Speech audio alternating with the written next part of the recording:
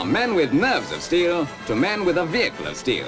In this case, the Saladin armoured car, which is designed to be the principal reconnaissance vehicle for the British Army. The formidable-looking vehicle is surprisingly mobile and takes practically anything in its stride.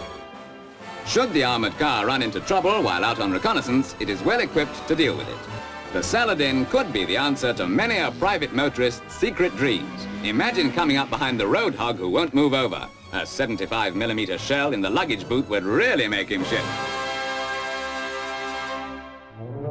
The Sergeant Major's nightmare. He's the one who forgets to get his hair cut, to clean his boots, to appear on parade punctually, and at lectures he forgets to listen. You horrible little menu, this isn't an holiday camp.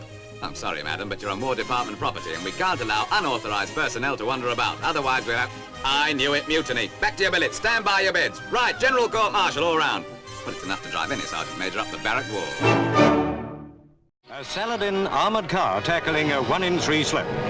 Tests are designed to tax the machines to their limit. It's astonishing the angle which can be reached without disaster. And army vehicles must also be able to descend all but impossible slopes without overturning, and sometimes at speed, which may well be the envy of all motorists. The army can't afford breakdowns in action. Here they ensure that the men in the field have the best that British industry can provide. Let's see what this means in practice.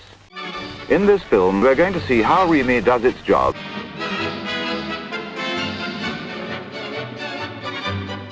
In armoured regiments where rapid recovery is very important, there are REME teams from the LAD attached to each squadron. REME soldiers attached to units like this are in a very special position. By doing what running repairs they can on the spot, they save the time and trouble of sending equipment back to workshop.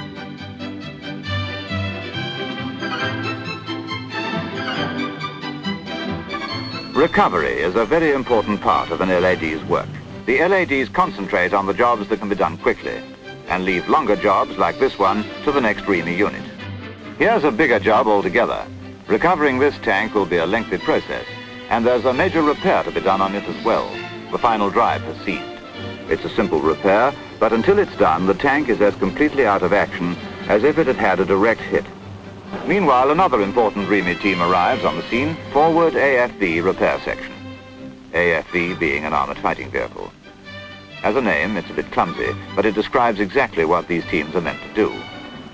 A small team of a sergeant, 3 or 4 tradesmen, and a driver wireless operator mounted in a specially equipped vehicle. Many of its vehicles are specially fitted out to provide facilities for the most delicate test and repair work under any conditions. These teams are equipped to do quite a wide range of repairs. This is a typical example of the sort of repair they're called on to deal with. A fairly heavy, skilled job that would normally be done in workshop. The NCO in charge studies the situation and makes his plan. A quick job needing some skill. And doing it here, instead of sending it back to the workshop, means the tank will be back in action at the first possible moment. We're going to see how REME does its job under these conditions. Speed is the important thing in a job like this. Keep the roads clear and get the tank back to its unit at the earliest possible moment. In practice, of course, the recovery teams bring in as much as they can handle, and if there's a press of work, the less important or badly damaged stuff will be left where it lies until it can be collected at a later date.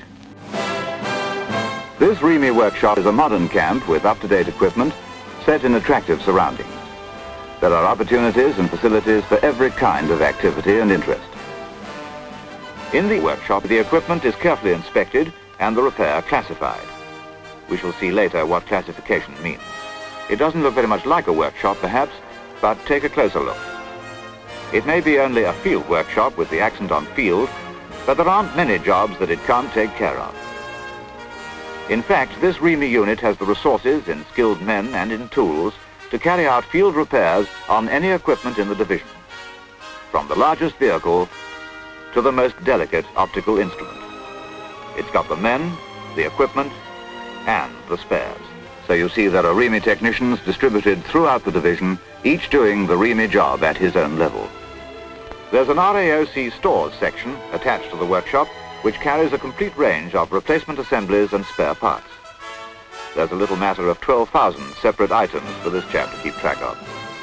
Wherever the workshop goes, its stores section goes along too, so that at all times the required spare is immediately available. It's from here, too, that the repair sections of the Divisional Recovery Organization normally get their spares. It's not exaggerating to say that this is a vital part of the organization. A workshop can only be as good as its stores section, for without spares, it can't function. Very soon now, this tank will be back in the battle, and the REME soldiers and the ARB will be on its way to deal with the next casualty.